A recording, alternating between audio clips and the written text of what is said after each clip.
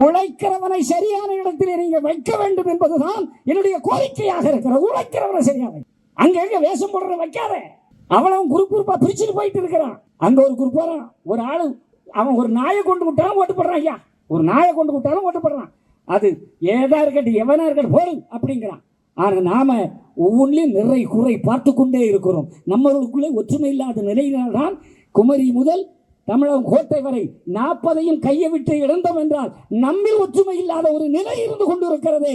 அதை முதல் ஒன்று சேர்க்கணும். இந்து அங்கிற உணர்வை வீடு வீடாக தட்டணும், தெரு தெருவாக தட்டணும், ஒன்றியமாக கொண்டு போகணும். அப்படி போக வேண்டும் என்றால் நம்மிலே செயல்படக்கூடிய பிள்ளைகளை வெளியே கொண்டு வந்து, என் பெரியோர்களே அவர்களை ஆதரிங்கள், அவர்களுக்கு அறிவித்துக் கொடுங்கள், அவர்களுக்கு பக்கபலமாக.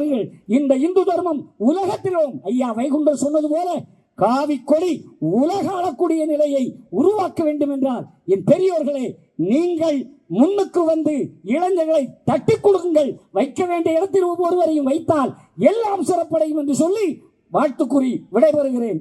சர்வமும் வைகுண்டர்.